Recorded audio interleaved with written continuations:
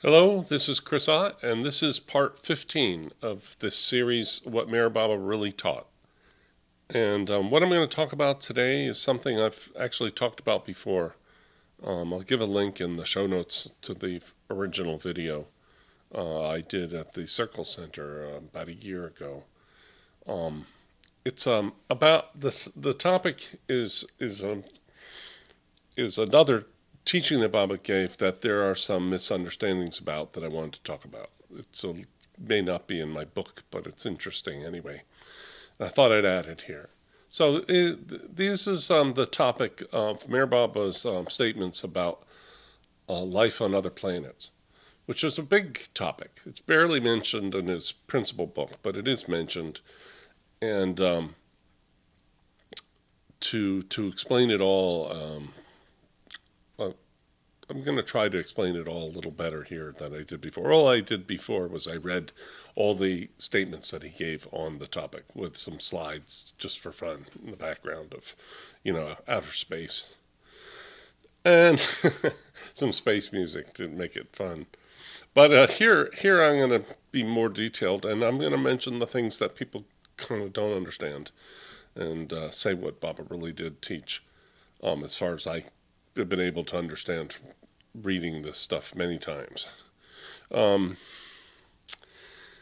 I can also give in the show notes the original sources where a lot of this is. Okay. When you talk about Baba's teaching on other planets, life on other planets, you kind of have to start at the beginning, and it has to do with his entire creation theme. Now, remember, as I said in the previous video part, that everything that Baba teaches is really about an evolution of consciousness. That the evolution of forms, like the shapes of animals and things, and the properties of the media that we use in the illusion, that's a secondary. He says so. That's a byproduct of this. Comparing it to a factory of this factory of evolution. The primary thing that's going on is the acquiring of more and more consciousness. So life begins with um, almost nil consciousness, he says, which is in like gas and stone forms. Okay, and of course, there are this creation is always going on and always being renewed and constantly starting, and then at the end, souls individually are achieving realization, God realization, which is the purpose of this whole of what he calls the the um, the stream of life. Okay, so the I forget the rising stream of life. It's a progression of consciousness. Okay, so it begins actually um, nowhere in particular. It's happening all the time in the universe, but there are some planets that have see. Well, first of all, Baba says that um, every star has planets that orbit it, and they're in various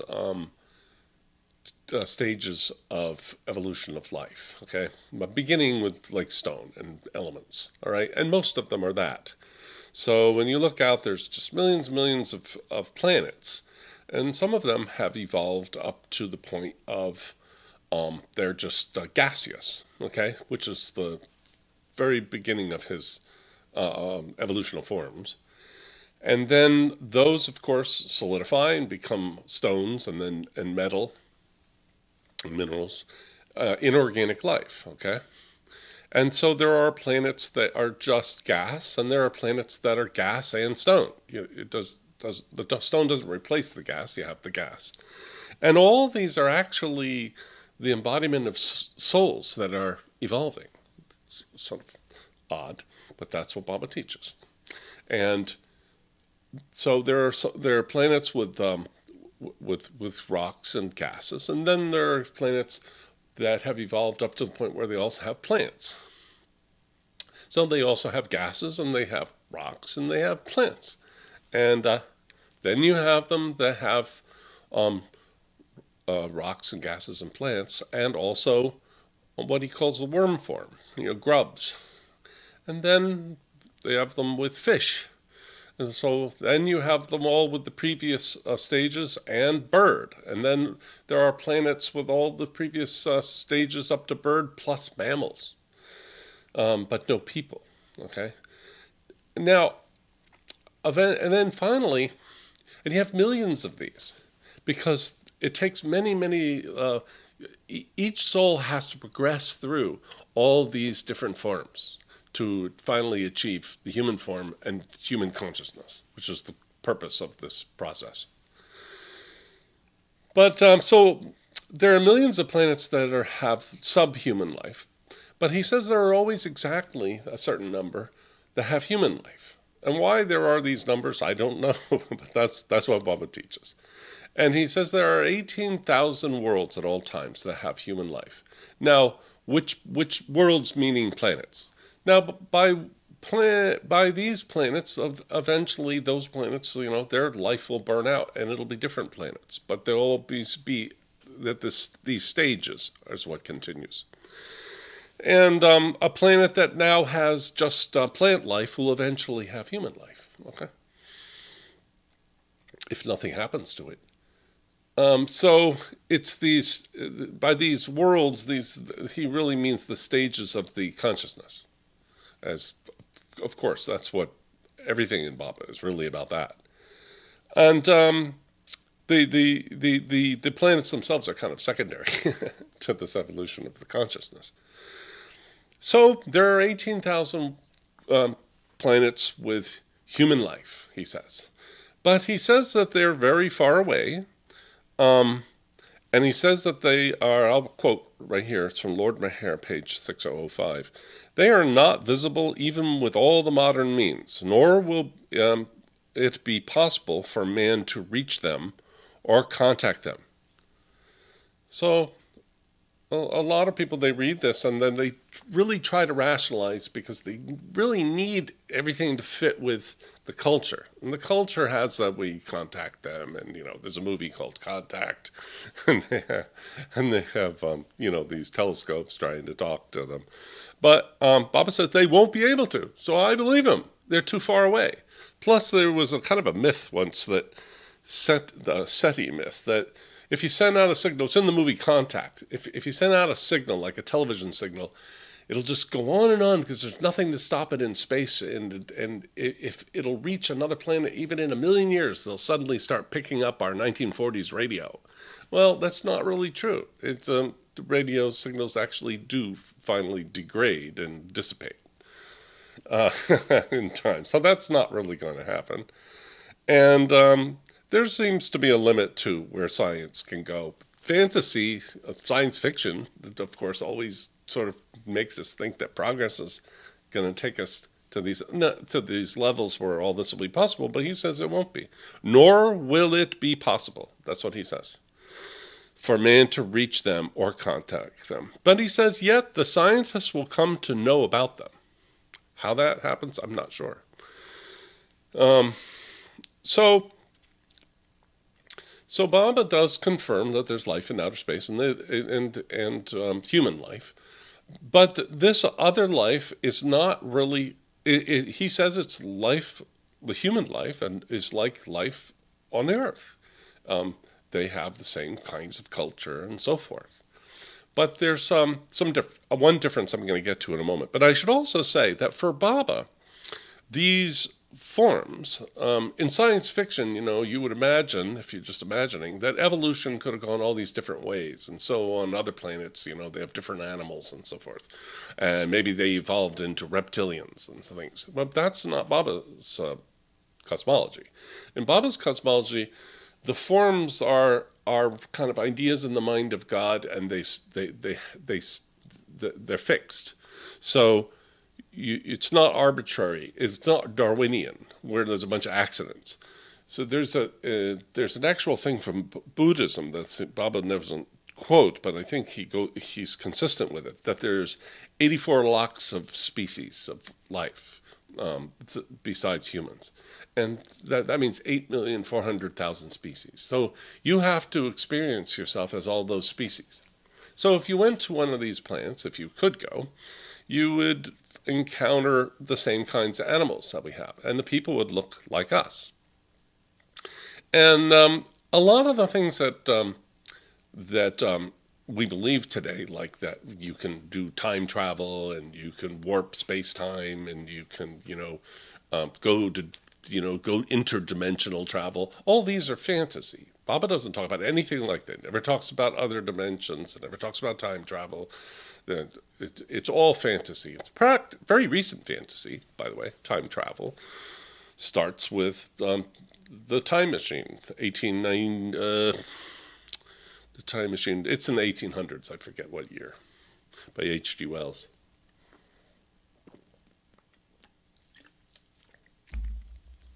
So Baba has a sort of very ordinary physical, image of the world. It's not that interesting. It's kind of plain. It's kind of like Newtonian. Now, I should now say what Baba said about this thing about flying saucers. Baba was asked up 3 times because one of the interviews that he gave, you said he had been asked twice before, and he gave the same answer every time when they asked him. This is in the 50s, like 1952. They're asking, well, what's going on? Because there were these UFO flaps. Well, he said, well, the only thing I can tell you right now is that they're not from other planets.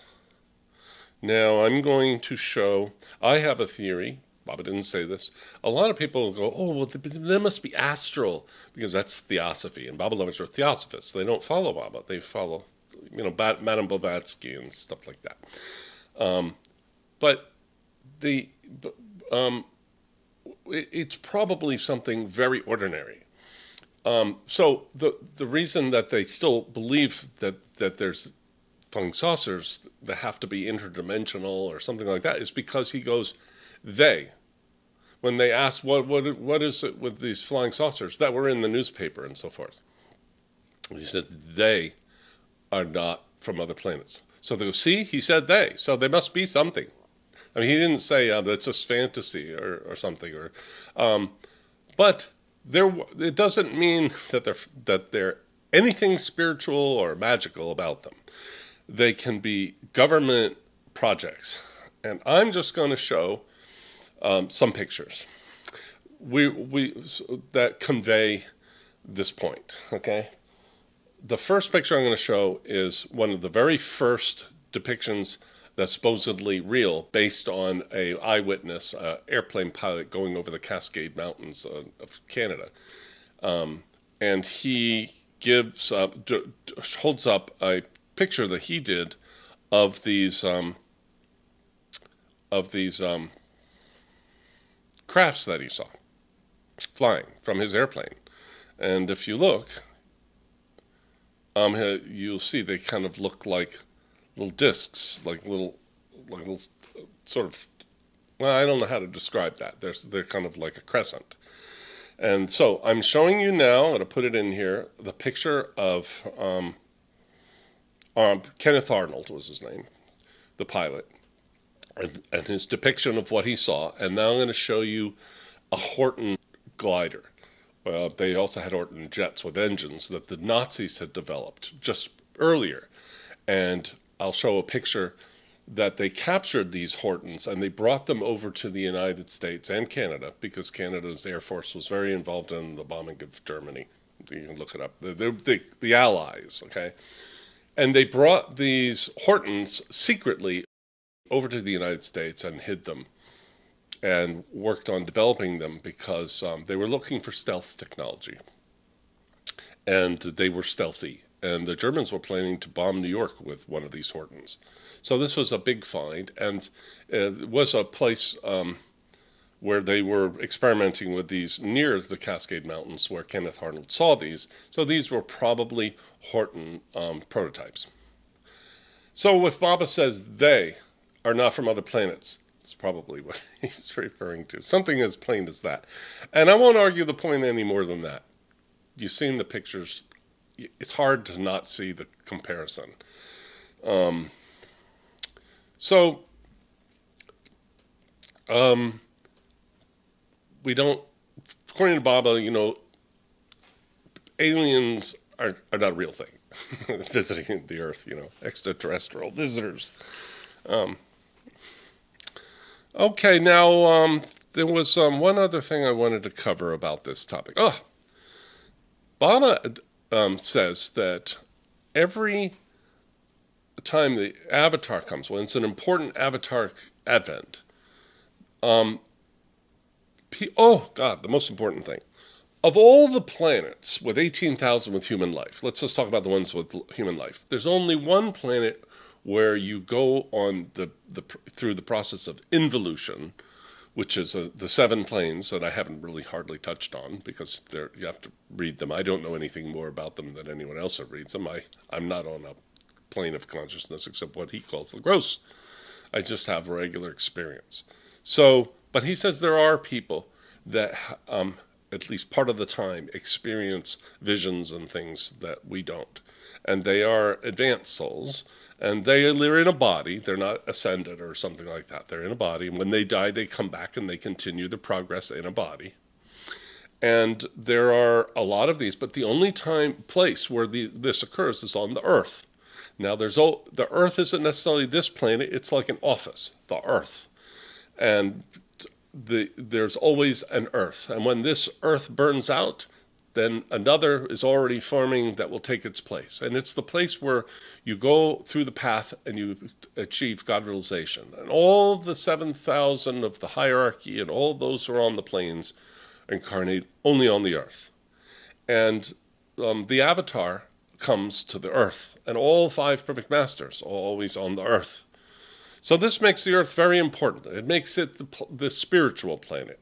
And Baba says that all souls, from the stones to the plants, to all those stages I described, all those levels of consciousness, are all gradually moving, not just to human form, but eventually they have to incarnate on the Earth of that era. And they go through the path and find a master, go through the planes, and achieve God realization. That is another layer of his big theme. That's why I say this an awful lot. It's very interesting. Even if you didn't believe him, it's very interesting, I have to admit. And so in that sense, because all life is moving, its consciousness is moving toward the consciousness that's present on the Earth, this one planet with that role that it plays as the spiritual planet, the Earth is, in a sense, the center of the universe, but not physically, because the space is infinite and it doesn't have a center. But in the sense that it's the point of locus that all souls are gradually migrating toward, both in consciousness and literally physically, they take life on the Earth. And so life being embodied and present on the Earth has a real significance for Baba. That's why this idea of these ascended masters somewhere else in these other non-existent dimensions, they're states of consciousness, but they're not places, is significant. You'd have a physical body on the physical Earth, and that's what a master is. It's not this other thing.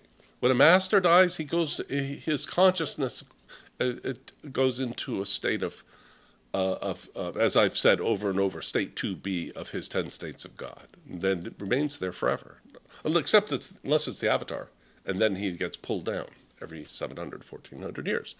But every time there's a very major advent of the avatar, there's a big push that happens on the Earth spiritually. And that push is available to anybody here. And so souls unconsciously, or for not doing the consciously, but souls from all the planets, all the 18,000 planets, take a birth on the Earth. They take life on Earth to be here when this happens. And Baba says something is about to happen that's very big, that's going to give everything in the universe a big push. So the souls are migrating here, and big reveal, Baba says that this migration, which is through reincarnation, it's not physical, it's this reincarnational migration of taking birth on the earth, is why the population has gone up. And it's also why all these inventions have happened, because a lot of the people on these other planets, while they're not spiritually advanced, they are mentally, more intellectually advanced, because but they're materialistic. So they come to the earth, and that's why we've had all these inventions in the last 150 years. And at the same time, you have this population rise. But then he says, and I'm going to show where he says this, that this is part of an ongoing, never-ending ebb and flow, and a tide and ebb, okay? So the souls come and they go. So according to Baba, the souls will be returning to those planets. And they'll take that charge, that spiritual charge that they've received on the earth because of the advent of Meher Baba, on whatever is about to happen, which we don't know what it is. They'll take the charge, the spiritual charge from that, and they'll take it back to their planets and essentially share it. They will be like prophets in their world. Like, how do you know these things? They won't even know how they know, but it's because of this migration, according to Baba. So, but for some reason, two people, after I gave my previous talk, they were determined to think that they never go back. They just come. And so every time you have this big advent, this, like, I guess billions more come. So eventually the earth must just, tip over or something. But no, he definitely said, okay, so he says, all this has been recurring since timeless ages, in a never-ending tide and ebb. That's the words. That's the clue, that they come and they go. And so it sounds like a small thing. Let me go back and read that in the context of the full thing that Baba said, because then you really get the context of it. Thus it is that souls from other inhabited worlds finally take birth on this earth for their emancipation, more so during the Avataric Advent, when the highest spiritual benefit is gained, and most so when the Avataric manifestation is greatest, apparently like now. Hence, the present influx of population on Earth is but the natural outcome of the rush of migration from other worlds, and the ones migrating from the worlds of highest intelligence are responsible for carrying science to the peak it has reached today.